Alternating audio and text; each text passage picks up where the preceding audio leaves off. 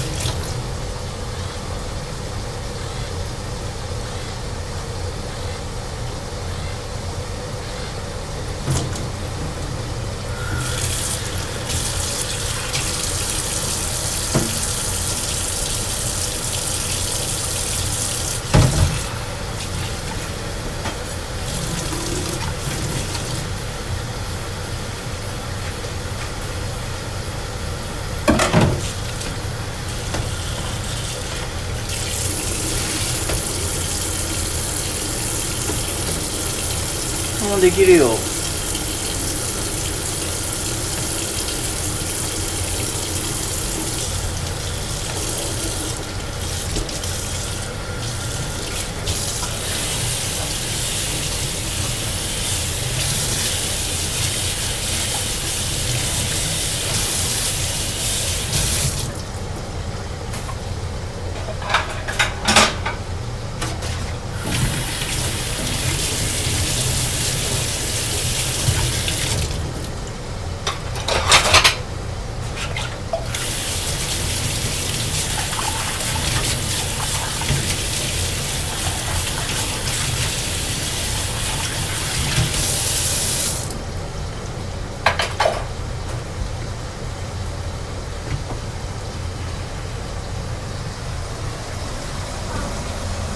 パン食べない。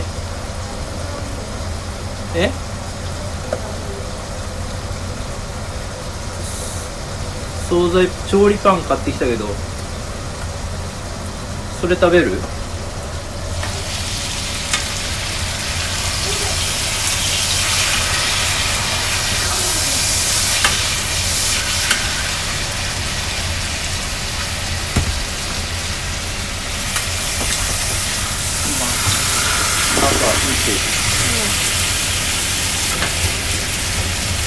惣菜パン買った。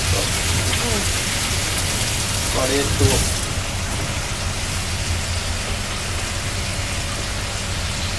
とりあえず食パン焼くんですよ。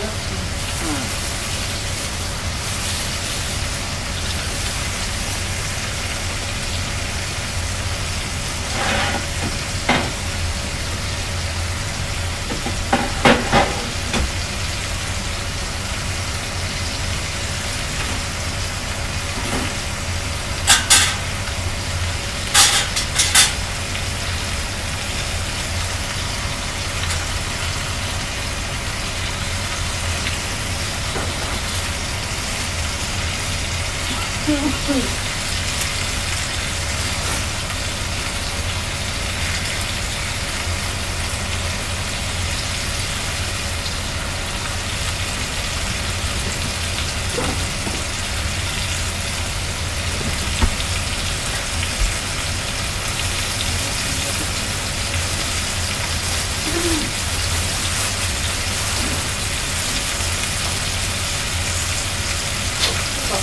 ロッコリーは入れようかな。ブロッコリー入れるのは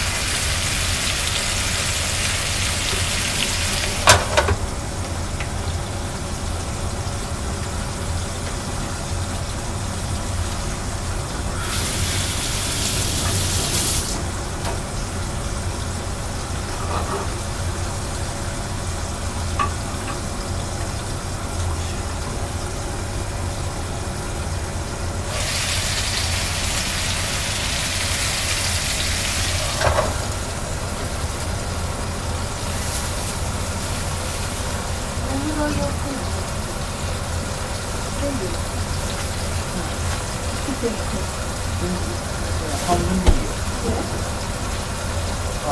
なおちゃんが食べるかと思って買ったの。惣菜パン。俺は食べない。私は食べる分だけ切る？食べないの？まあ焼いてから切ってもいいけど。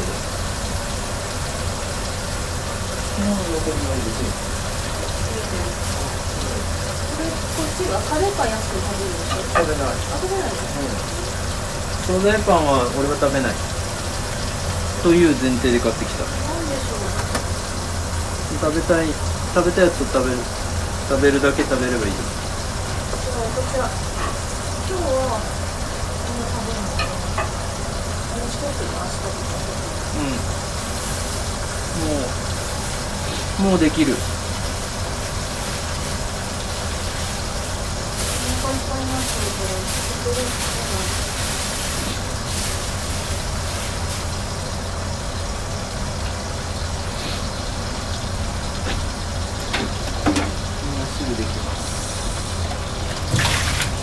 べない。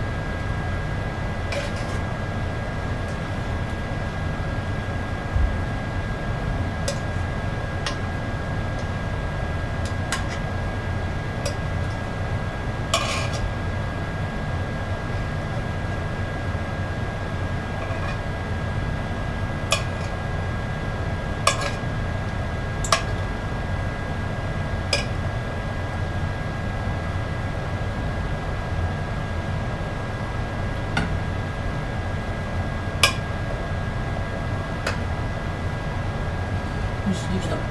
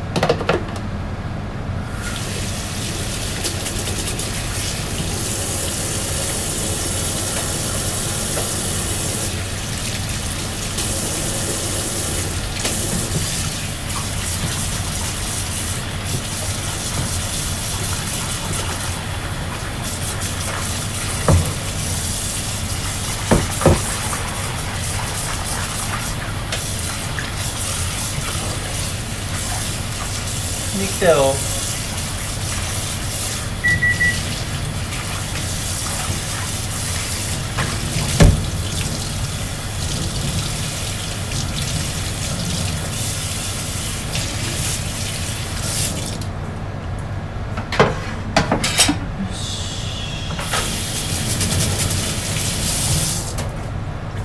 終わり。お湯も沸いた。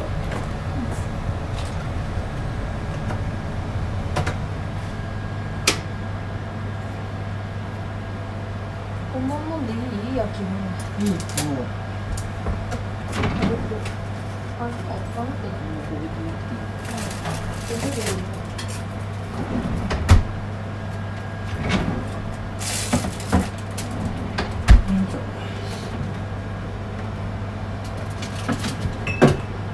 少なかった？こんなもんでいい。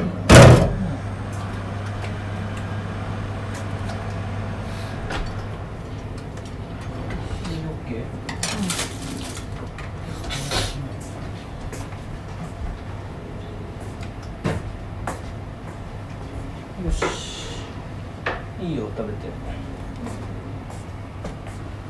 めっちゃ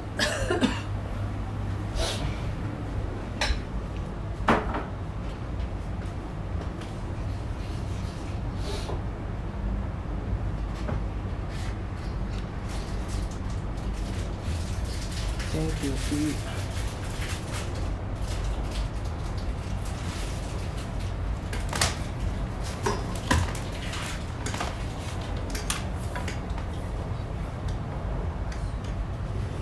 すごい天気がいい。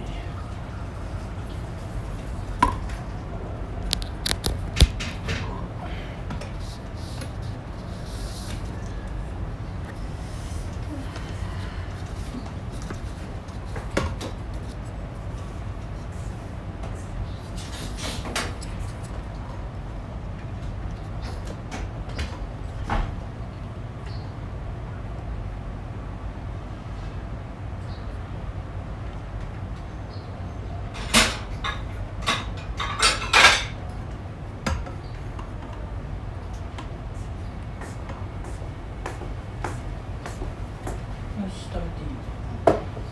あれ？皿出した。取り皿いらないの？私だってそんな食べない。パンはいいの？パン大丈夫、そこで食べれる。よし。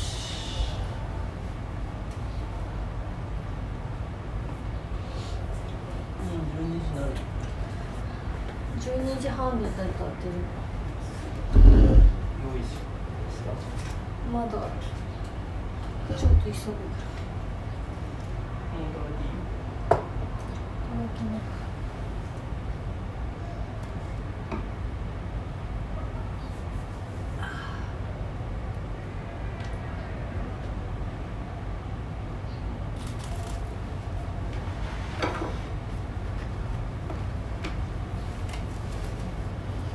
映画とか見たいんだよな、みんなで。無理。そんなもんな。一発で止められたもんな。だってみんなだって画面がさ、見にくいよ。画面でっかくするもん。画面越しの画面じゃ見づらいって。だから紹介した方が。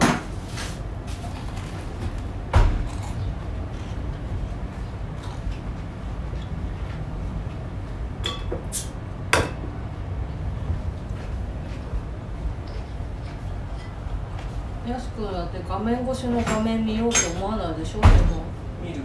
直接映画見たくない？ちゃんと見る。見ないの？見る。画像とかモニターの大きさにこだわるでしょ。だって画面越しで見るよ。少しでも画像とかさ、画面大きい方がいいよね。映画なんて質はいいけど。大きい方がいいけど。でも紹介してるんだもん。うん、だからだから紹介すればいいんじゃないの？ちゃんと全部一 DVD 買って緒に見なくても見ればいいじそうそう、だから2時間も一緒に付き合ってもらう時間もったいないじゃん、見てる人も。ゃん。もったいなくない。そこにみんなでああだこうだ言えばいいわ。みんな集中したいですよ、映意見も聞きたい。画に。ヤス君が一番集中したい人なのに。みんな意見も聞きたい。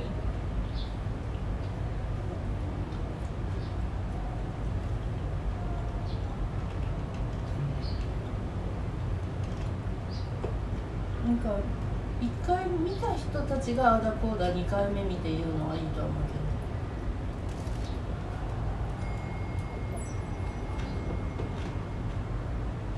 What have you done or what did you do when you were younger that you think sort of この set you 惣 up 菜 to パン have が a 美味 big しいね、 impact? これ。 The 5 things that I thought about time in college, quite a long time ago, 25 years ago, making life multi-planetary, accelerating the transition to sustainable energy, the internet, broadly speaking, and then genetics, AI. I think, I really was just trying to be useful. That's the こんな optimization. ことやってる It's の like, その人 what can I do that would actually be useful? Do you think people that want to be useful to should get PhDs? Mostly not. So what is the best way to be Some useful? yes, but mostly not. How should someone figure out how to? If somebody is doing something that is useful to the rest of society, I think that's a good thing. Like, it doesn't have to change the world. Like, if you're doing something that has high value to people, and frankly, even if it's like just a little game or some improvement in photo sharing or something, if it has a small amount of good for a large number of people, I think that's fine. Like, stuff doesn't need to change the world just to be good. Where does that come from, or how do you think about making a decision when everyone tells you this is a good idea?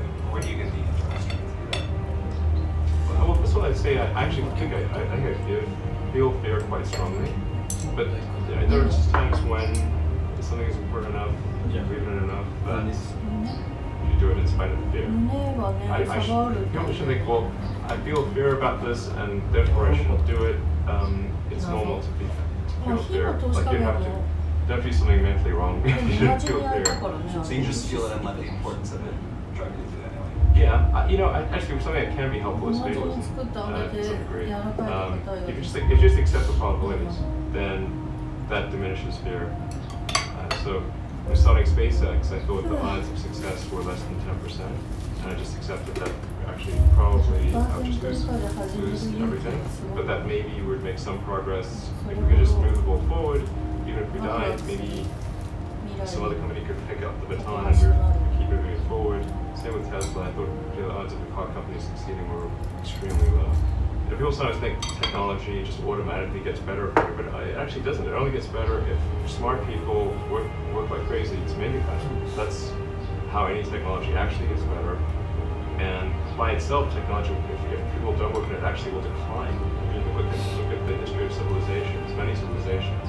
Look at, say, ancient Egypt, where they built these incredible pyramids, and then they basically forgot how to build pyramids. And then even hieroglyphics, they forgot how to read hieroglyphics. So we look at Rome and how they were able to build these incredible roadways and aqueducts and indoor plumbing, and forgot how to do all of those things. What do you think the odds of the Mars colony are at this point?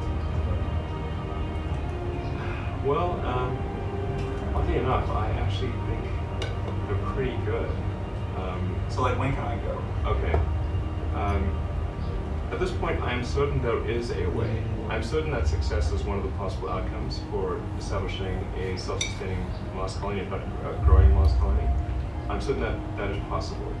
Potentially something that could be accomplished in about 10 years, maybe sooner, maybe 9 years. I need to make sure that SpaceX doesn't die between now and then, and I don't die, or if I do die, that someone takes over who will continue that.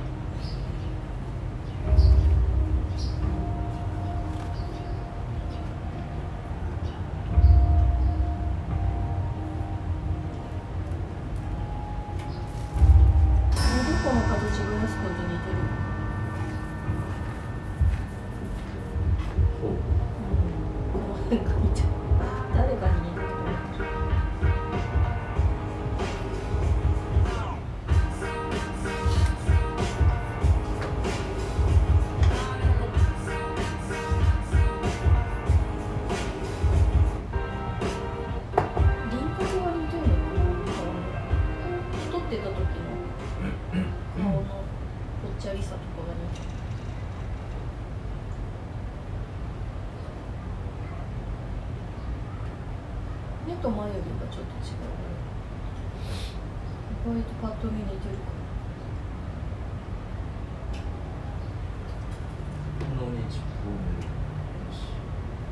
I was really going on the warning quite a lot. I was warning everyone I could.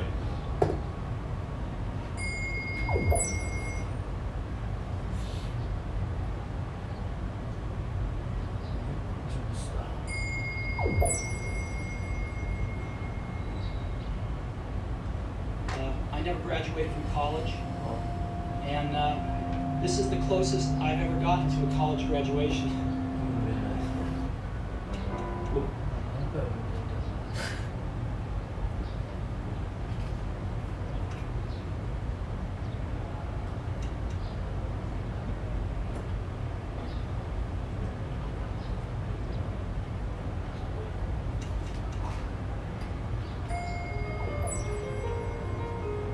I reached the pinnacle of success in the business world. In others' eyes, my life is an epitome of success. However, aside from work, I have little joy. In the end, wealth is only a fact of life that I am accustomed to. At this moment, lying on the sick bed and recalling my whole life, I realize that all the recognition and wealth I took so much pride in have paled and become meaningless in the face of impending death. In the darkness, I look at the green lights from the life-supporting machines and hear the humming mechanical sounds. I can feel the breath of God of Death drawing closer.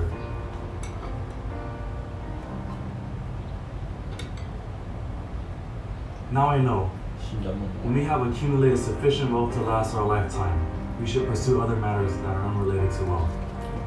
It should be something that is more important. Perhaps relationships, perhaps art, perhaps a dream from younger days. Non-stop pursuing of wealth will only turn a person to a twisted being, just like me. God gave us the senses to let us feel the love in everyone's heart, not the illusions brought about by wealth. The wealth I have won in my life, I cannot bring with me. What I can bring is only the memories precipitated by love. That's the true riches which will follow you, accompany you, giving you strength and light to go on. Love can travel 1,000 miles. Life has no limit. Go where you want to go. Reach the height you want to reach. It's all in your heart and in your hands. What is the most expensive bed in the world? Sick bed. You can employ someone to drive the car for you, make money for you, but you cannot have someone bear the sickness for you. Material things lost can be found, but there is one thing that can never be found when it is lost. Life. When a person goes into the operating room, he will realize that there is one book he has yet to finish reading. Book of Healthy Life. Whichever stage in life we are at right now, with time, we will face the day when the curtain comes down. Treasure love for your family, love for your spouse, love for your friends. Treat yourself well. Cherish others. 最終的にはこれが成功した人が言うアドバイス、体に気をつけて。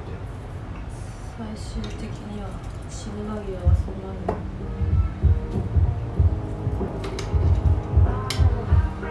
志のこまで。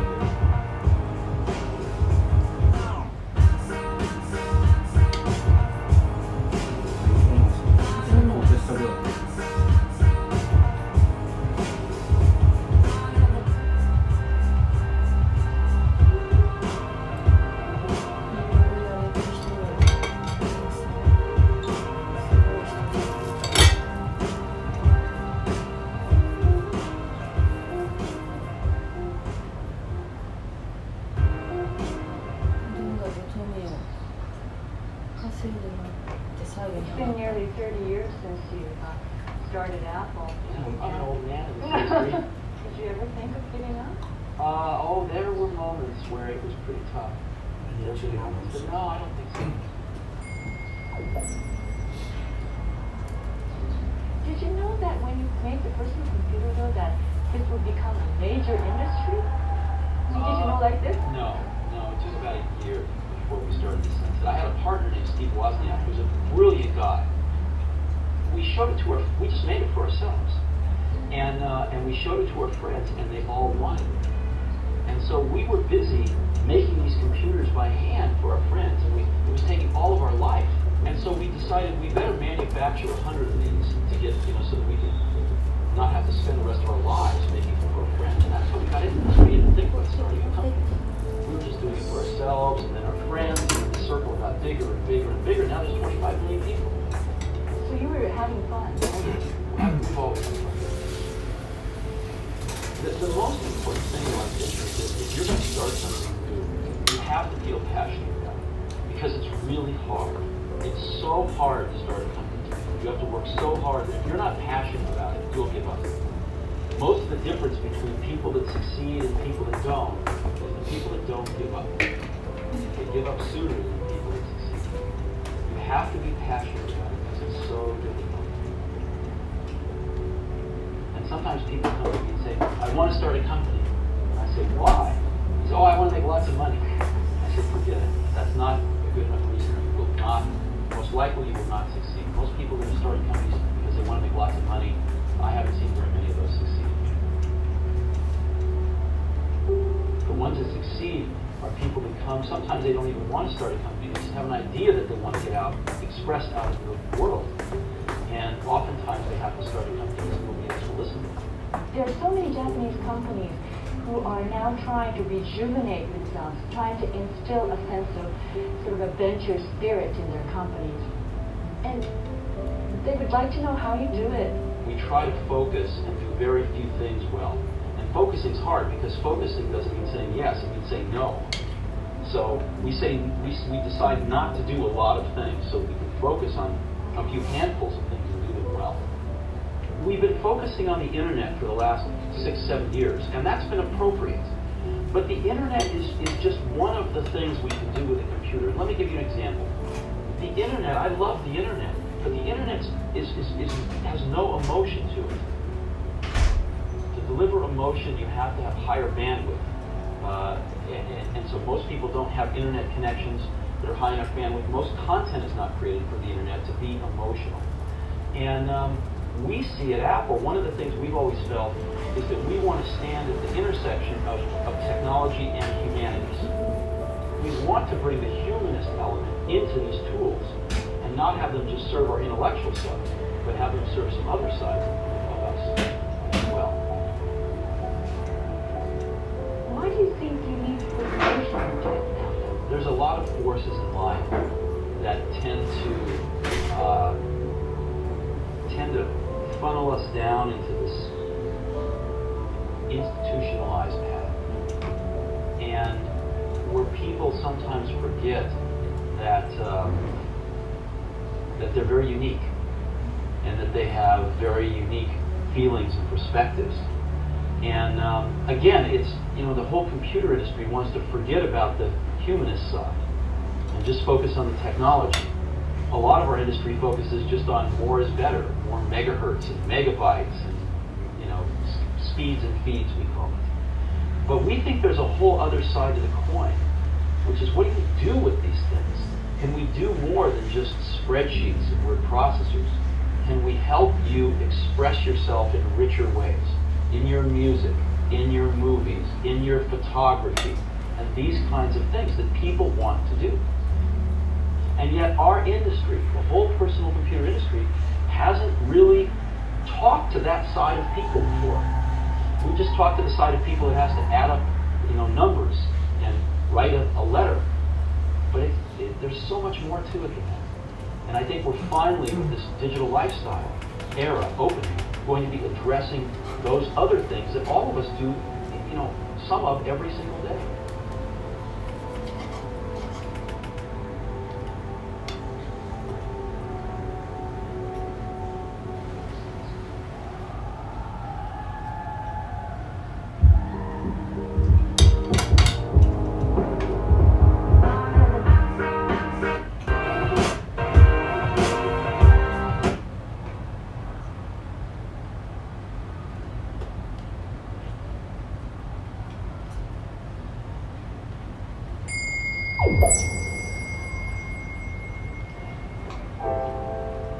a company that doesn't have the most resources of everybody in the world.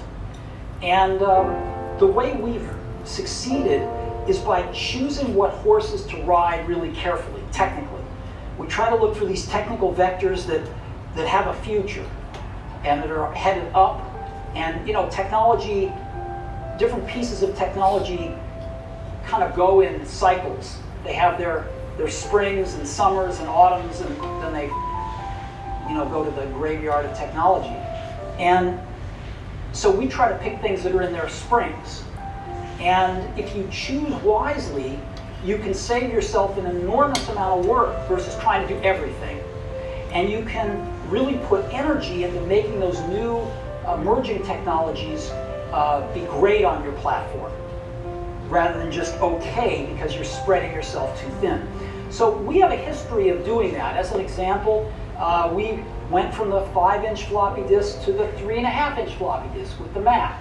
Before other people, right? We were the first to do that. We made the 3.5-inch floppy disk popular.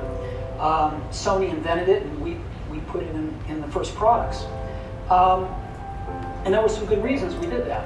We got rid of the floppy disk altogether in 1998 with the first iMac. We also got rid of these things called serial and parallel ports, and we were the first to adopt USB, even though Intel had invented it.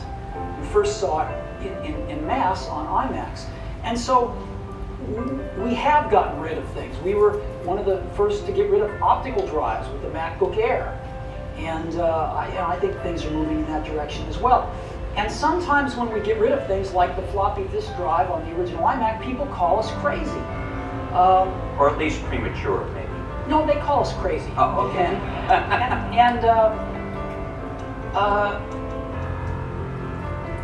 But sometimes you just have to pick the things that look like they're going to be the right horses to ride going forward. What do people say? The iPad is crippled in this respect. Well, I'd say two things. Number one, things are packages of emphasis. Some things are emphasized in a product, some things are not done as well in a product, some things are chosen not to be done at all in a product. And so different people make different choices. And if the market tells us we're making the wrong choices, we listen to the market. We're just people running this company. We're trying to make great products for people. And so we have at least the courage of our convictions to say, we don't think this is part of what makes a great product. We're going to leave it out. Some people are going to not like that. They're going to call us names. It's not going to be in certain companies' vested interests that we do that, but we're going to take the heat because we want to make the best product in the world for customers. We're going to instead focus our energy on these technologies, which we think are in their ascendancy and we think are going to be the right technologies for customers. And you know what? They're paying us to make those choices. That's what a lot of customers pay us to do, is to try to make the best products we can. And if we succeed, they'll buy them. And if we don't, they won't. And it'll all work itself out. 確かに。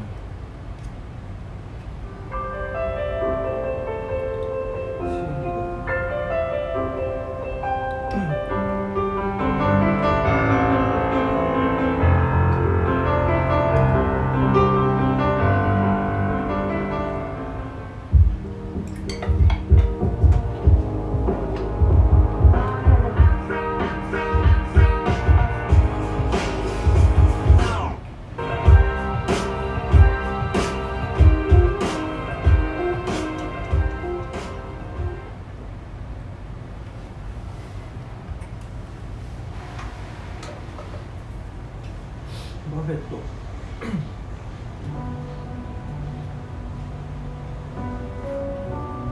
I go back to the other thing is have the right heroes. I mean, I've always been lucky in that respect. And if the people you look up to are going to form your vision of what the world, how you want to be in later life. And I'll give you two pieces of advice. I would invest as much in myself as you can. I mean, you're your own biggest asset by far. I mean, you've got all kinds of potential. All the people in this room, you're lucky to be in this country, got a good education. But most people go through life using up a very, very small part of their potential. And so anything you do that invests in yourself, that's the best investment you can possibly make it. And then I would follow my passion. I mean, whatever turns you on. You know, I was lucky. I found something early that turned me on. But you don't want to take a job just for the money. You don't want to take a job for an organization that you really don't feel good about, or work for people that you don't feel good about. You really want to be excited when you get out of bed every morning. It won't necessarily be the job that you have 10 years later, but you'll be learning so much as you go along. And you know, I took a job with Ben Graham, my hero, and it, you know, I never asked the salary, and I found at the end of the month when I got my first paycheck what I was earning, because I just knew it was the right thing to be doing. So I would follow your passion. The worst investment I ever made? How long do you have? Well, I've made some very bad ones, but that doesn't really bother me. You know, it may bother the shareholders, but that's another question. You know, you're gonna make mistakes in life. I mean, there's no question about it. You don't want to make them on the big decisions, you know, who you marry and some things like that. So there's no way I'm going to make a lot of business and investment decisions without making some mistakes. I may try to minimize them. I don't dwell on them at all. I don't look back. The biggest mistakes are the ones that actually don't show up. They're the mistakes of omission rather than commission. We've never lost that much money on any one investment, but it's the things that I knew enough to do that I didn't do. We have missed profits of as much as, you know, maybe $10 billion in things that I knew enough to do and I didn't do. Now, the fact that I didn't buy Microsoft way back is not a foregone opportunity, because I didn't know enough to make that decision. But there have been other investments where I didn't know enough to make the decision, and for one reason or another, I either didn't do it at all or I did it on a small scale. I was sucking my thumb when I should have been writing checks, you know, basically. And you know, those don't show up.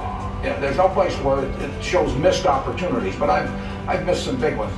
The triumphs in life are partly triumphs because you know that everything isn't going to be a triumph. I would never get too hung up on mistakes. I know a lot of people that really agonize over them, and it just isn't worth it. I mean, tomorrow's another day, and you live it forward and just go on to the next thing.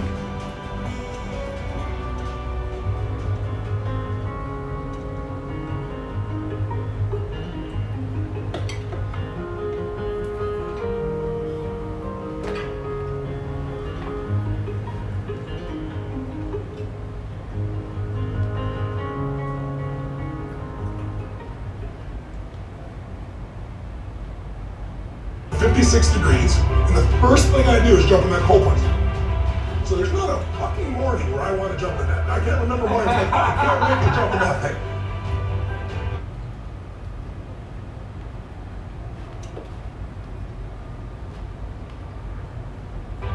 But I don't negotiate with myself. I do it for two reasons. One, there's a physical health component. You move your lymph system, and the blood flushes through your whole body. But the main reason I do it, even more than that, for decades I go, I say, we do. I'm not here to discuss this shit with my mind. There's mind, and then there's soul and spirit. And soul and spirit, my soul fucking knows. And when I say jump, you fucking jump. Now, does that happen with my water every day? Yes, because I conditioned it. Does it happen every day of my life? No. When I find it's not working, then I step back up and condition it. And unless I'm willing to take 100% responsibility for what I feel and what I experience, then I'm always going to be a victim to someone. Life is too short to suffer. The most important decision of your life is deciding whether you're truly committed to being happy no matter what. Because life is going to throw all kinds of curveballs at all of us. There's the one thing that's in common in this lifetime is extreme stress. your entire life you live in one or two states. States of suffering or beautiful states of being. Which is, I got a 90-second rule. What I decided is within 90 seconds I'd kill it. And all you have to do is stop expecting and start appreciating. You look around and appreciate things outside yourself, the people around you, the friends sitting across here, anything of that nature. And then starting to enjoy something.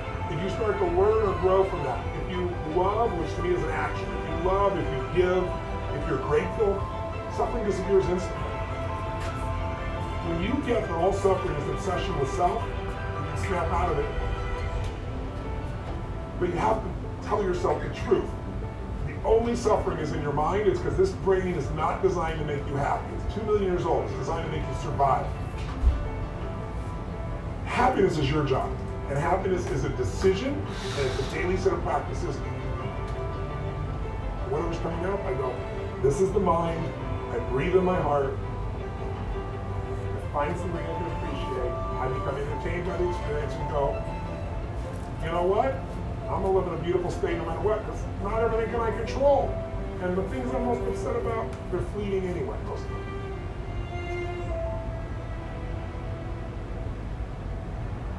And my prayer, a simple prayer, before I walk out on every stage is use me. Use me, Lord. And I know that sounds silly to some people, but it's really true. I'm not an ultra-religious person, but I'm extremely spiritual, and I believe the force of life comes through me, it comes through you, it comes through all of us.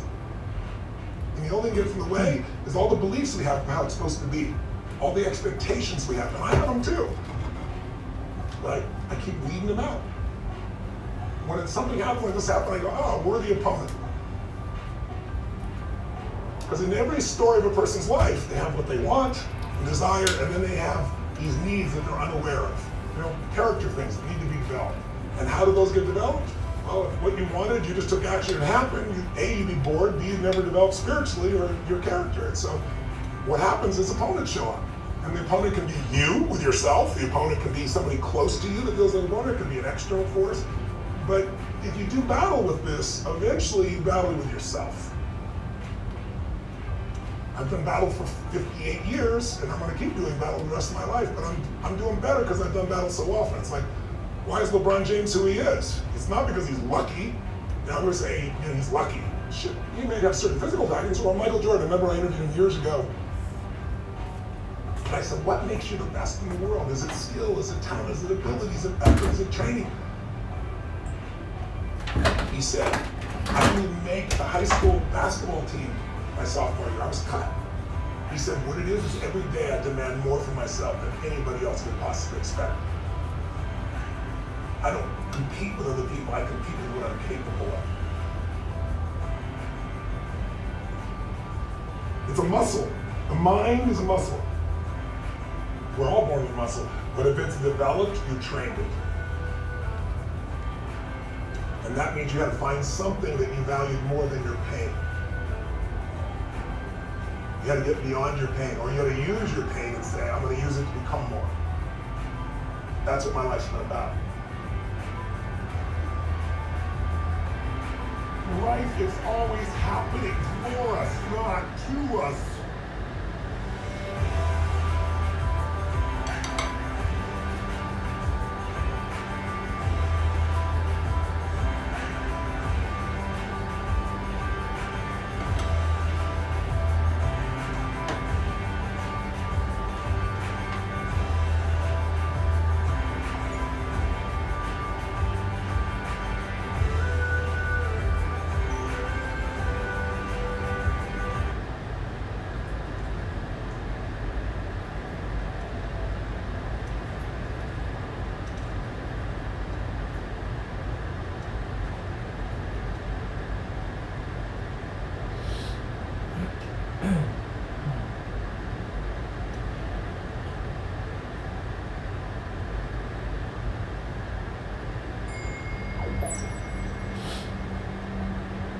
There's no need even to have a college degree at all, or even high school really. If somebody graduated from a great university, that may be an indication that they will be capable of great things, but it's not necessarily the case. You know, if you look at people like Bill Gates or Larry Ellison, Steve Jobs, these guys didn't graduate from college. But if you had a chance to hire them, of course, that would be a good idea. Looking just for evidence of exceptional ability, and if there's a track record of exceptional achievement, then it's likely that that will continue into the future. You know, if you think of like what is education, like you're basically downloading data and algorithms into your brain, and it's actually amazingly bad information with education. But it should be like this huge tool. Like the more you can gamify the process of learning, the better. And I think, unfortunately, like a lot of education is very board-driven. We've got, someone standing up and kind of lecturing people, and they've done the same lecture 20 years in a row, and they're very excited about it. And that lack of enthusiasm is conveyed to the students. They're not very excited about it. They don't know why they're there.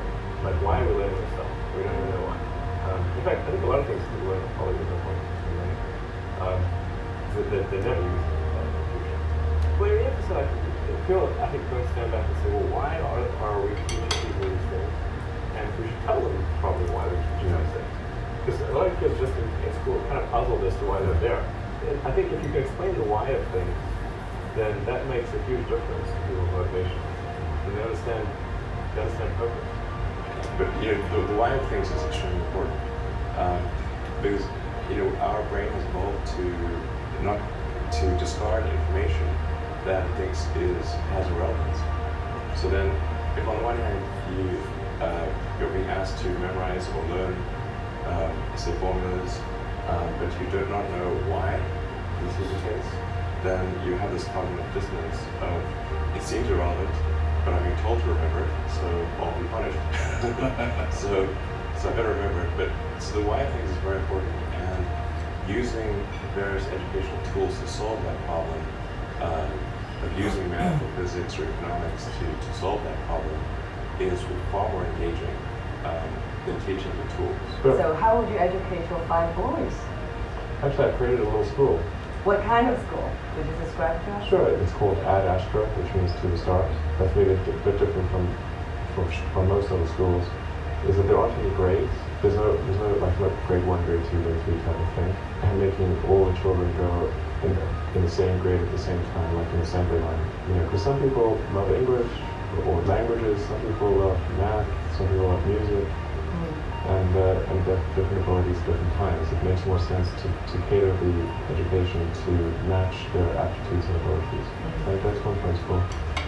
Another is that it's important to teach problem solving, or teach to the problem, not to the tools. Let's say you're trying to teach people about how engines work, or you could start by a more traditional approach would be to say, well, we're going to teach you all about screwdrivers and wrenches. This is a very difficult way to do it. A much better way would be like, here's the engine, now let's take it apart. How are we going to take it apart? Oh, you need a screwdriver. That's what the screwdriver is for. You need a wrench. That's what the wrench is for. And then a very important thing happens, which is that the relevance of tools becomes apparent. And you want to keep them away from regular school? No, I just didn't see that the regular schools, they weren't doing the things that I thought should be done. Like, those 2 principles, they weren't adhering to those principles. So I thought, well, let's see what we can do. Maybe creating a school will be better. I actually hired a teacher from the school they were at, who also agreed with me that there was a better way to do it. I hated going to school when I was a kid. It was torture. So the fact that they actually think vacations are too long, like they want to go back to school. Yeah, nothing. I know. I care a lot about the truth of things and trying to understand the truth of things. I guess that's important. If you're going to come up with some solution, then the truth is really, really important. I think that sometimes they're just like the things that seem quite clear and obvious to me, and I don't understand why they are so obvious to everyone.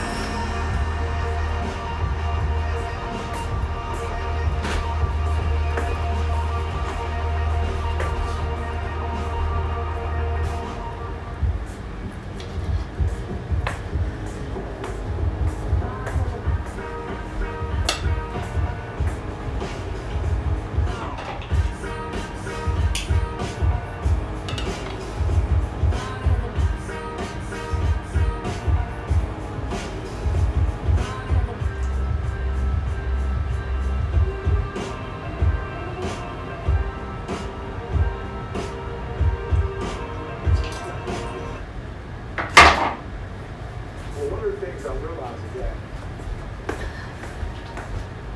before the routine, I wasn't successful because of who I was.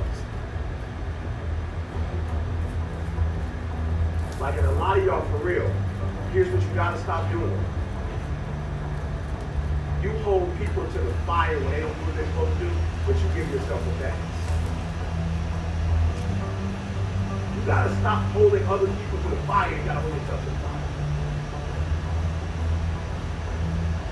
And I realized that without a schedule, I was the one that was messing up my life. And I realized I needed a schedule because I wasn't the brand to get me where I wanted to go, if that makes sense. That version of Eric Thomas would never make me a 1%. I sat down with Warren Buffett, 3 things that through my mind. I never really realized where his money came from.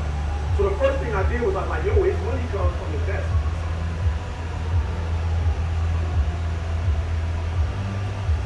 Well, what happened was when he was 12 years old, his father gave him his first brand and let him make an investment. So I realized he's not getting up early in the morning just to get up in the morning. What he says he does is he reads. He doesn't just read books. That's not what he does. He reads financial reports. So this dude was telling me he read a financial report of General Motors in 1964. And I'm thinking why would you be reading 14, 15, I don't remember what year it was. It wasn't the 60s. But to his point, he was reading the document, the financial, listen to me. He's a financial genius. What was he reading? Finances. For real, y'all be coming up to me like, yo, E, what you reading? Why? You trying to be a motivational speaker? You trying to be the next Mother again? You trying to be the next Mother Teresa? Why are you trying to read what I'm reading? What are you trying, you trying to impress somebody? Why are you reading what I'm trying to read if you're not trying to be me? He was not reading Mother Teresa. He wasn't reading about leaders. He was reading a financial report from 1964 General Motors. Why? Because General Motors had one of their successful financial years in 1964. And so he was looking for the clues of what were they doing specifically in 1964 that can be duplicated in 2014. That's what he was looking for. So a lot of you getting up early because ET get up early, but you getting up early for no reason. You just up early, right? When you get up that early, guess who else gets up that early? Like people who work out.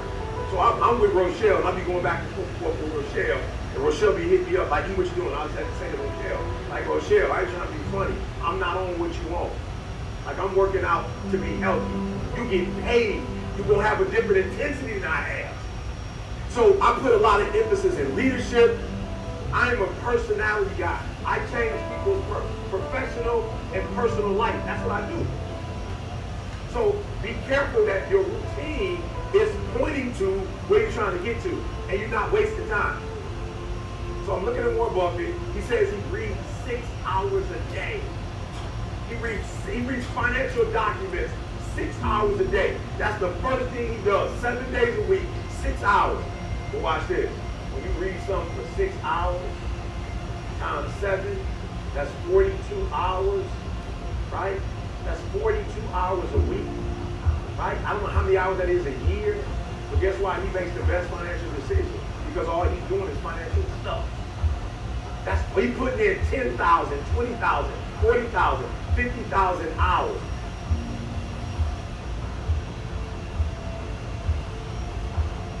When he started hitting 40, 50, that's when he started blowing up as a 1%er. So what I'm trying to tell you is what happened.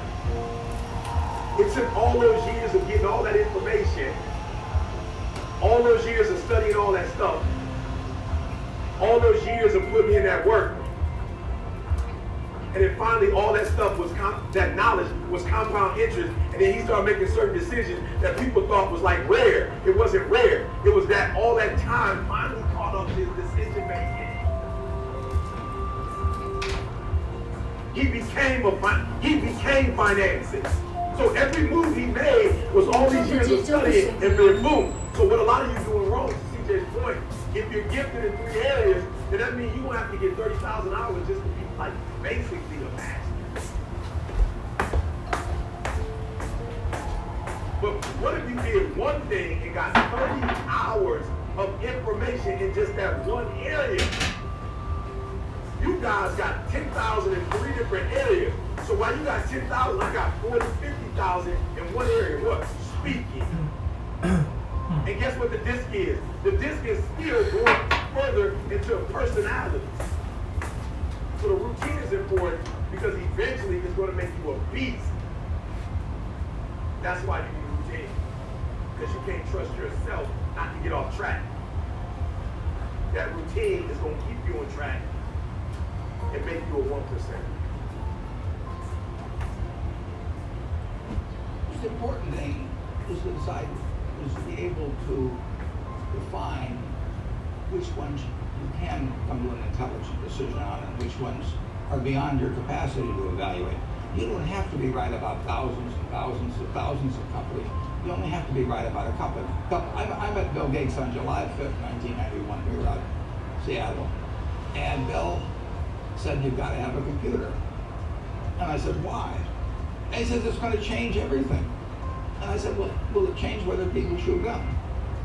And he said, well, probably not. And I said, well, we'll change what kind of gum they chew. And I said, well, then I'll stick to chewing gum and you stick to computers, you know. I don't have to understand all kinds of business. There's all kinds of business I don't understand. But there's thousands of opportunities there. I did understand the Bank of America, you know, and I'll be able, I'm able to do that. I'm able to understand some given percentage. But Ted Williams wrote a book called The Science of Hitting. And in The Science of Hitting, he's got a diagram, shows him at the plate. And he's got the strike zone divided into 77 squares, each the size of a baseball. And he says, if I only swing at pitches in my sweet zone, which he shows there, and he has what his batting average would be, which is 400. If he had to swing at low outside pitches, but still in the strike zone, his average would be 230.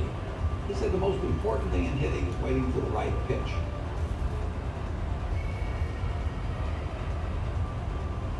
Now he was at a disadvantage because if the count was 0-2 or 1-2 or so on, even if that ball was down where he was only going to bat 230, he had to swing at it. In investing, there's no called strikes. People can throw Microsoft at me and, you know, you name it, any stock, General Motors, and I don't have to swing. And nobody's going to call me out on called strikes. I only get a strike called if I swing at a pitch and miss. So I can wait there and look at thousands of companies day after day, and only when I see something I understand, and when I like the price at which it's selling, then if I swing, if I hit it fine, if I miss it, it's a strike. But it's an enormously advantageous game, and it's a terrible mistake to think you have to have an opinion on everything. You only have to have an opinion on a few things.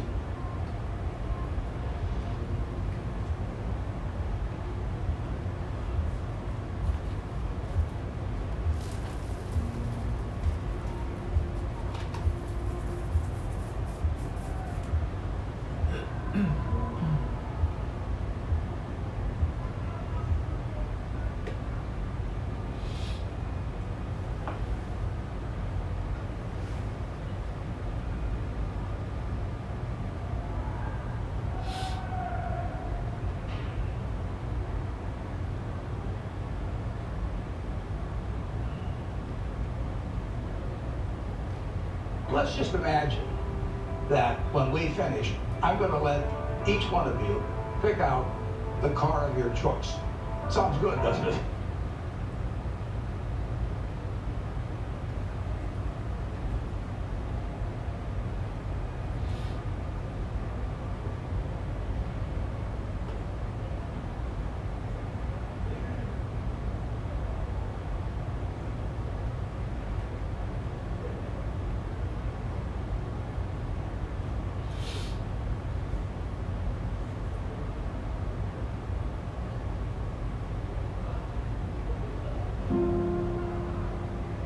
Financial industry is two things: debt and taxes.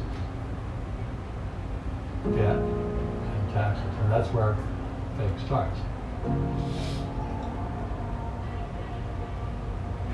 1971, Nixon took the dollar off the gold standard, and the U.S. dollar became dead. I directed Secretary Connally to suspend temporarily the convertibility of the dollar into gold or other reserve assets. And we still tell kids to go to school, get a job, work hard, save money, and get out of debt. Now, who tells them to do that? That's the most ridiculous thing there is. The book starts and it says, lie number one, save money will make you rich. Yeah, everyone, you know that. All taught that. Yeah, because they can print it. Why would you save it, and why would you work for it if they can print it and faster than you can work for it? And number two, they keep dropping the interest rates on it.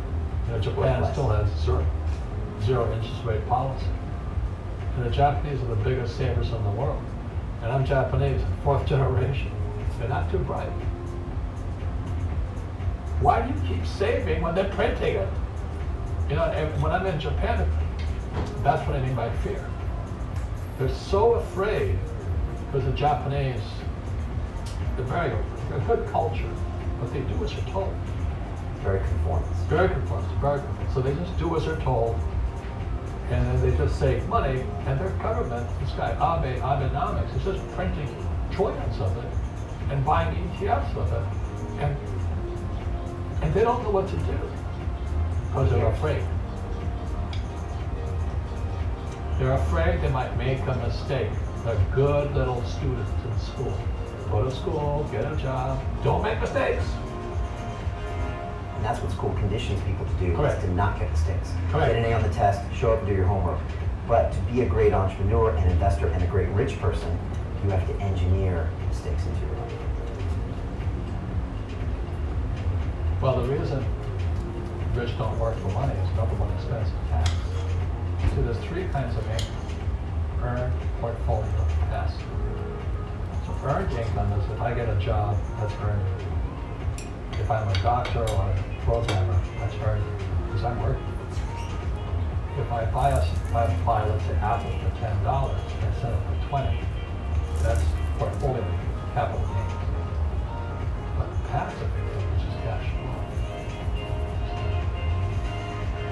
So it's not, so these guys are screaming right now in America, tax the rich isn't good money. Because most of the guys complaining, they don't know there's three kinds of income. And the rich don't have jobs anyway. They have assets.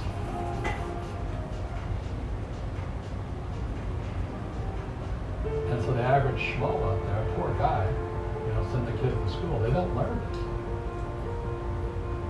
There's that newspaper article about Jared Kushner, and he explains how the Trumps and the Kushners don't pay taxes and make millions of dollars.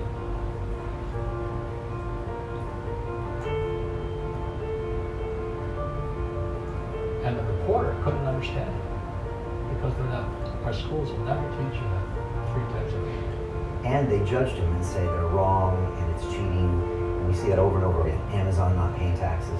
What do you say to people when they come up and say, Robert, it's not fair. It's not fair they're not paying taxes. Well, there's always three sides to a coin, you know, heads, tail to the edge. You know, so which side of the coin are you on? From my side, it's fair.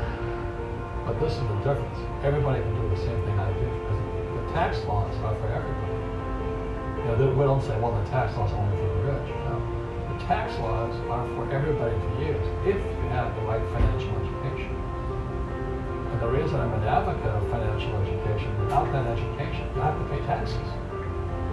You see, very few people will buy what I do, make $1 million and pay zero tax. And my rich dad taught me that playing Monopoly. That's how it started. You know, 4 greenhouses, 1 red hotel. Or the McDonald's for me. Right about it. McDonald's, Ray Kroc. McDonald's is in the real estate business, so they sell hamburgers, but they buy real estate, so they pay no taxes. You know, this guy Bezos was $16 billion. How much tax did they pay on the $16 billion? And that's all legal anyone can do it. Everybody can do it. But most people lack the education.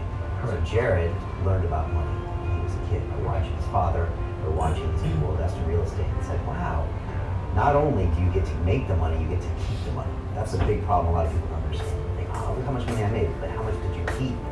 The school teachers will never tell you that because they don't know it. My poor dad has money, and they think the rich are crooks.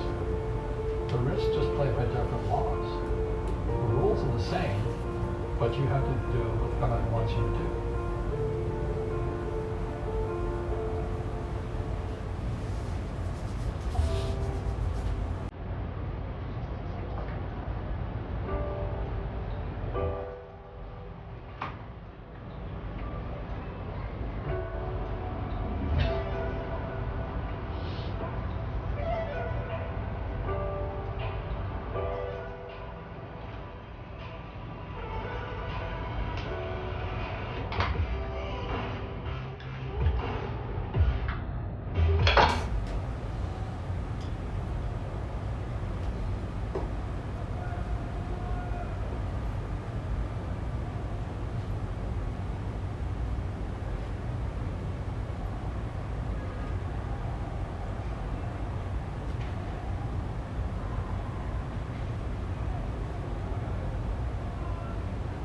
サイコパスの人生相談の会なので、あんまり人情がよくわからない、人の気持ちがよくわからない僕がですね、それはこういうことじゃないでしょうかというふうにですね、ちょっと理屈中心で皆さんの相談に乗っていくという会です。答えは簡単です。じゃあどっちが悪いのかというふうに聞かれたら僕の答えシンプルです。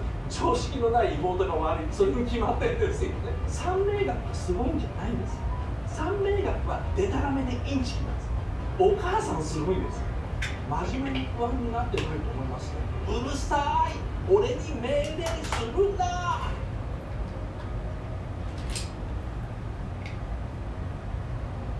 こんばんは、3月7日岡田敏夫です。今日はもう最初ですね、ちょっと呼びかけなんですけどもですね、ですね、3月9日の火曜日あさってですね、午後1時からですね、NHK の BS プレミアムでですね、禁断の惑星っていうですね、SF 映画があるんですよ。でこれ録画した方がいいよっていう話なんですけど、これの話だけちょっと前説でさせてください。3月9日火曜日のですね、午後1時からですね、放送します。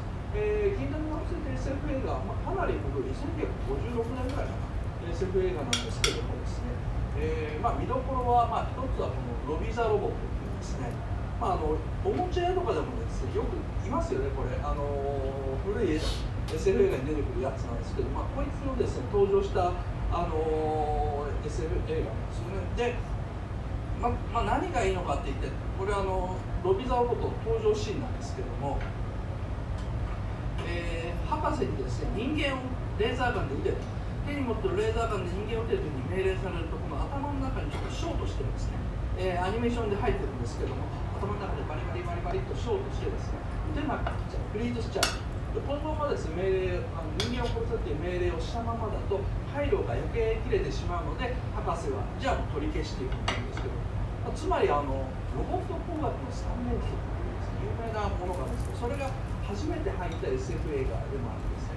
で当時のハリウッド、1950年代のハリウッドの SF 映画っていうのはあんまりこういう科学性とか SF 性にこだわらない、 SF 映画と言いながらも、ファンタジーの世界が多かったんです。だから平気でですね、人間を殺すロボットが出てきたりですね、そういう人類を支配したコンピューターというのが多かったんですけどね、1950年代の半ばぐらいに割とね、いい SF 映画が何本か出てきた時代があったんですけど、その一つなんですね、禁断の惑星です。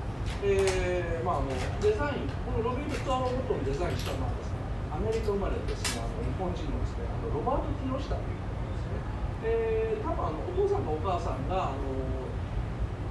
日本人としてアメリカに移民して、でそこで生まれた人だと思うんですが、あんまりねロバート・木下の詳しい情報僕も知らないんですけど、で確か第二次大戦中は日本人の収容所ですね、日系人の悪名高い、アメリカと日本が戦争した時に日系人が入れられたという収容所です。そこに放り込まれて、で戦後帰ってきて10年ぐらい経ってからようやくハリウッドに復帰できたと思います。でその復帰してからの作品なんですね、禁断の惑星という。で、与えた影響は割と多いです。禁断惑星、例えばこの、出てくるですね、モンスターが井戸の怪物、つまり人間の潜在意識が具現化して、で宇宙船のですね、乗組員に襲いかかるんですけど、この井戸の怪物がもともとはですね、その探検に行った惑星の何百万年昔に滅びた、宇宙人たちが残した装置というか、ものなんですね。でそこから出てくるんですけど、この何百万年も前の宇宙人、滅びてしまった宇宙人の遺跡から井戸の怪物という人間の潜在意識のですね、怪物が現れるというのは後にですね、富野周期のですね、伝説巨人イデオというアニメの中でですね、何百万年か何億年か前の滅びたですね、第六文明の宇宙人たちがイデという無限の力を残して、でそれがその、今生き残っている人たちに襲いかかるという話になって、富野監督に認めてるですね、イデオの元々は禁断の惑星ですと言ってるんですけど、そういうですね、影響を与えた。あとね、未来少年コナンのですね、下がですね、未来少年コナンに出てくるですね、3D レーダーなんですけども、これ太陽灯の回ですね。で上の方が禁断の惑星のワンカットです。でちょっと分かりにくいですけど、この人が覗き込んでるのがガラスの中にいくつもの球体が入って、その球体がそれぞれ違う方向に回ってるんです。これ 3D レーダーなんですよ。でこれが世界の SF 映像史上初めて表示された 3D レーダーなんですけど、これやっぱり宮坂駿も見ててですね、このイメージでこう作ってるんですね。だからアニメーションに与えた影響もものすごく大きいです。でその他に言えばですね、宮崎駿以外で言えば、これ上が禁断の惑星です。で、禁断の惑星で主人公たちが宇宙船に乗ってると、ちょうどその、太陽の前をですね、惑星を隠して日食みたいなショックが起きるんですね。でこのカットは後にですね、 SF 映画「エイリアン」でノストロモ号がですね、救難信号を引いていくときにですね、太陽の、ショックが起きる、日食が起きるというシーンに引用されてます。こういうふうにですね、割とSF 映画にですね、名作、名場面として引用されることが多い映画とかなんですよ。あとね、あんまりいいか悪いかで言ったらそんないいわけでもないんですけども、主演やってるですね、アダムス船長です。アダムス艇長っていうのがレスリー・ニールセンで、このレスリー・ニールセン、1950年代から70年代ぐらいまではこういう真面目な役が多かったんですけども、80年代になってコメディの切り替えたんです。で、フライングハイとかですね、これは裸のガンをそうなんですけど、そういうのに出るようになってから急にこう人気が出たんです。あるあるなんですけども、日本でもですね、昔は、ウルトラマンとか仮面ライダーに出て役者さん、一生そのイメージで見られるみたいです。今はもう違うんですね。今はいわゆる戦隊ものとか仮面ライダーとかイケメン俳優の登竜門みたいになってるんですけど、日本でも1960年代、70年代ぐらいまでは特撮番組に出るともう一生そのイメージで他の役は来ないというのがあったんですよ。昔のアメリカのテレビシリーズのスーパーマンの役者さんもですね、それ以外の役が来なくて、アルコール中毒になっちゃうとかいろんなあったんですけど、そういう時代の人ですね。だから真面目な人でいい役者なんですけど、80年代に思い切ってコメディに切り替えてから割と人生成功した人だと思います。その他ですね、禁断の惑星はメカニックの複雑さもですね、かっこいいですし、あとね、やっぱ数百万年前に滅びた異星人の運営の凄さ、表現、あとはもうやっぱ案外しっかりしてるですね、SF 描写、科学描写がすごい素晴らしい作品なので、3月9日火曜日のですね、午後1時ですね、宣伝になっちゃってますけどもですね、禁断の惑星ぜひ見てくださいというか、ぜひ録画しておいてくださいね。よろしくお願いします。じゃあここから今日の本題いきましょう。今日はですね、月に1回のですね、皆さんの人生相談をですね、サイコパスの僕がやるんですが、本来だったらちょっとこいつをロビザロボットよりもこれを出しておいてですね、お揃いですね。サイコパスの人生相談の回なので、あんまり人情がよくわからない、人の気持ちがよくわからない僕がですね、それはこういうことじゃないでしょうかというふうにですね、ちょっと理屈中心で物語の皆さんの相談に乗っていくという回です。で、今日のですね、相談ジャンルですね。一応8つジャンルがあります。割と多いのは恋愛と家族ですね。恋愛と家族に関するもの、あと仕事と就活、人生、学校ですね。あと犯罪や裏社会、将来とか不安について、あとはアニメについてと、あと僕についていろいろ聞かれているものもあるので、この辺をですね、全部まとめてですね、無料限定プレミアムの方で語っていこうと思います。で、お便り採用者にはですね、一応ステッカー用意してます。今回ね、ちょっと印刷が間に合わなかったんですけども、エヴァンゲリオン新作記念ということでですね、ビックリマン風のですね、シールをですね、イラスト屋風に仕上げる。イラスト屋風でこいつらいなかったよなと思ってですね、一応作っていました。サイコパスさんと、あと中二病さんですよね。俺の方はいいんですけど、ここから先イラストや風のイラストでちょっとアニメ業界とかやってみようと思うので、問題があったら嫌なので、なんとなくそういうネーミングにしてますけど、後ろキラキラになってます。今すみません、印刷中で、今週中に印刷上がりますので、来週ぐらいから発送始まると思いますので、よろしくお願いします。ということでですね、じゃあ行きましょうか。恋愛と家族と恋愛というテーマからいってみますね。よいしょ。これはもういいや。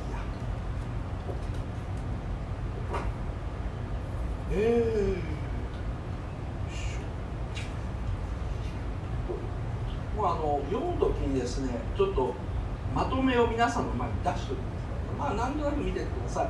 江永さん、50代女性です。妹の会話が漫画口調で嫌です。私の妹もいわゆるアニメオタク。私は現在50歳でイラストレーター。妹は48歳で会社員をしています。壁から半分顔を出して血っていうふうに口で言ったり、顔を背けるときにもふんっていうふうに擬音を出したりですね、笑うときはクスクスというそうです。はははとか文字を読むように笑うと、いきなりほっぺたを叩かれ虫が止まっていたからっていうふうに言ったりですね、いきなりエイと突き飛ばすなど妹は漫画の表現を実際にします。48人もなってですね。なんでそんなことするのと聞けば面白いからと答えました。私は周りの人間も、漫画のように面白がってもらえると考えているようです。妹は受け入れると思ってるんですね。職場ではゲームやアニメの好きな若者に神と呼ばれて楽しくやってるとのことです。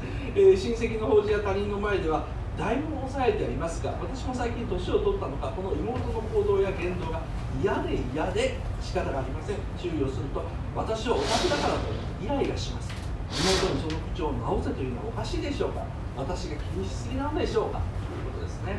痛いっすねとかですね、女子高生までだろうもうその年ではとか、尼寺に放り込むとかみんな勝手なこと書いてるのこ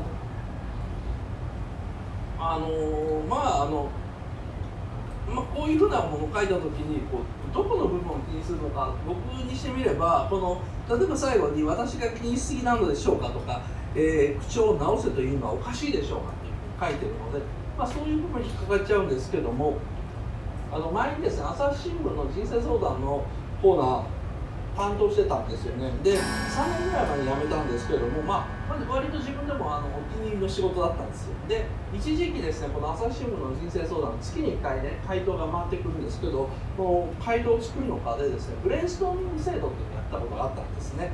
で、2、30人ぐらいを1箇所に集めて、会議室に集めて、もう新聞社から来た相談文をプリントアウトしてみんなに配るんですね。で、全員に配ってですね、で、僕はホワイトボードの前に立って、でとりあえず思ったことを言ってみてとか、こういうふうに言うんですよ。すると大体2、30人、それなりにですね、こういうことが喋りたいという人を集めてるんですけども、最初の5分間ぐらいはやっぱりその第一印象っていうのかな、まずこういうふうにしたらいいのに、みんないきなり回答から入るんです。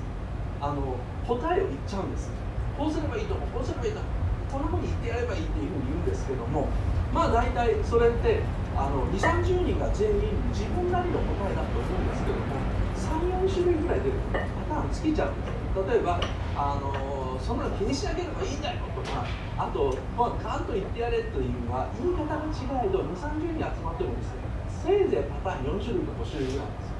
でこれが、ホワイトボードに僕それを書いていくんですけども、このパターンが尽きた頃から第2段階に入っていくんですね。そもそもこの人は何を聞きたくて新聞に質問してきたんだろう。この場合で言うとですね、この江永さんはそもそもこの人は僕に何が聞きたくてお便りフォームをしてきたんだろう。それなんかね、その考え出すのってある程度他の人の意見っていうのが出てきて、それを自分も聞いて一回落ち着いてからなんですね。でホワイトボードに書き出しましたよ。多分だから今だったらこれだったらほっといてもいいんじゃないかとか、48で痛い48で痛いですねだったら回答にならないので、じゃあどうすべきなのかっていうのをホワイトボードに書いてると、みんなそれをじーっと見てるとだんだん考えるようになるんです。で考えたらそれでもやっぱ最後の一文に引っかかるんですよね。妹にその口調を直せというのはおかしいでしょうか、私が気にしすぎなのでしょうか。そうすると質問の人もこの回答を望んでるわけじゃないんです。私がおかしいのですかって言ったらおかしいですよっていう返答を望んでるわけではないんですよ。これはやっぱり妹変ですよねとか、あと周り会社でなんかそれなりにやってるみたいだけども、私がこれにイライラするっていうのは別に変なことじゃないですよって確認のための疑問であって、この部分にやっぱり答えても割としょうがないと思うんですよね。だから気にすぎだよ気にするなで相談者を納得する答えになるはずないんですけども、なんでこんな質問ってシンプルなことを2、30人みんなで一斉に考えるわけですね。でその次のステップで現実的な問題点の掘り出しというのをする。例えばその親戚の前ではそれしないわけですね。答えてるから、実はこの妹さん48歳といえども、みんな今聞いてたら痛い人だと思ったと思うんですけど、社会的に全然問題ないんですよ。実は妹側から見たら問題ゼロなんですよね。だって抑えれるんですから。で会社ではうまくやってるわけですから、それはどんなふうに神が崇められてるか知りませんけどもですね、そもそも妹にとってこのお姉さんが悩みだと思ってることを直す理由は何もないんです。言っちゃえばお姉さんには素の自分を見せているのに、お姉さんだけイライラしてる。私も誰にも彼にもともとやってるわけじゃない、48にもなってと言われるけど、ちゃんと会社でも抑えてるし、親戚の前でも抑えてるじゃんっていうのがある。つまり妹から見たらなんかトラブルの原因はお姉さんなんですね。怒りっぽいお姉さんなんですよ。で、ところが江永さんと相談してる人から見たら妹に問題があるという双方この姉に問題がある妹に問題があるというふうに見えてるところがこのトラブルの原因であってですね。なので答えとしてはもう別居しかないですよ。僕が思う50のお姉さんと48の妹が同居してたら、それはなんかね喧嘩にもなるから別居すりゃいいんじゃないですかっていうのがもうここしか僕が思う答えないんですよ。じゃあもうあとはこの別居しかないっていう答えにどのようにして納得してもらうのかって話になります。でこの別居しかないっていうのは江永さんも分かってるはずなんですよ。もう分かってるはず。でも踏み切れないのはここなんですね。最後の一文でですね、私がおかしいのでしょうか、気にしすぎなのでしょうかって聞いてるのはですね、どっちが悪いかはっきりさせたいんですよ。これもね女の人の相談あるあるで、現実的な対処の方法は分かってるけど、その前に一回どっちが悪いのか岡田先生はっきりさせてくださいって。いや僕別に権威でも何でもないんですけど、やっぱりどっちが悪いのかっていうのをはっきりさせたい気持ちはあるでしょうね。で答えは簡単なんですよ。じゃあどっちが悪いのかというふうに聞かれたら僕の答えシンプルですよ。常識のない妹が悪い、それに決まってるんですよね。それシンプルなんですけども、ところがですね、じゃああんたが悪いんだからっていうのを盾に取ったら、別居する時のプロセスで交渉がなんかできなくなっちゃうんですね。話し合いが進まないと。なのでだからその妹が悪いですよと僕は思います。で別居しかないでしょう。でも、お姉さんの方が悪者になって、私がもう限界だからもう悪いけど別居させてっていうふうに言うしかないと、落としどころとしてはそうだろうなと思うんですよ。どっちが悪いかというと確実に妹が悪いんだけども、でも妹にしてみたら別居したい理由何もないんですよね。お姉さんが我慢してくれればいいだけだって思ってるから。でお姉さんの方だけがもう限界だと思ってるんだから、もう僕は悪者になって妹に頭の一つも下げて、あんたがいやなんかあんたが甘えてるのはよくわかるんだけど、もう私限界だから悪いけど別居させてっていうしかないだろうと。だからもう説得とかですね、その説明じゃないですよね。この段階で交渉なんです。いかに妹を追い出すか、もしくは江永さんの方が出ていくのか、とりあえずどっちでもいいですよ。江永さんがそんなに病んでそんなに限界なんだったら、多少自分が損だと思っても損をためて自分が出ていく方が平和だと思いますけどもね。それでサイコパスも全然そうだって言ってるのは、これ完全に理屈だけで作った答えなんですよね。漫画でいうとネームみたいなものですから、ネームとか小回りみたいなもので論理性だけで作ってます。でここにですね、どんな決め顔を見せるのかとかですね、どんな表情を描くのかで、漫画の面白さって出てくるじゃないですか。説得力というのも出てくるんですけども、その辺ね僕は不得意なんですよね。どんな声で言ったらいいのか、どんな言い回しで言ったらいいのかっていうのよくわかんないんですけど、基本的にはもう私無理って言ってですね、妹さんにですね交渉するのがいいと思います。こんな感じのですね、ちょっと理屈っぽい人生相談っていうのをやります。じゃあ次です。よいしょ。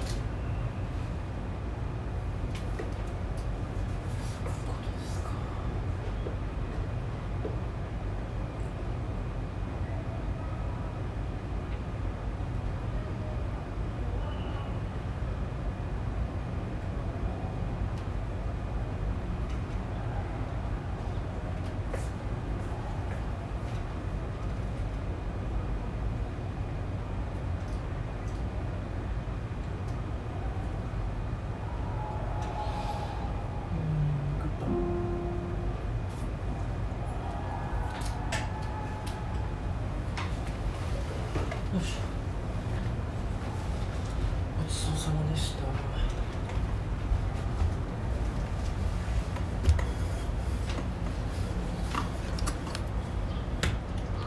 ごちそうさまでした。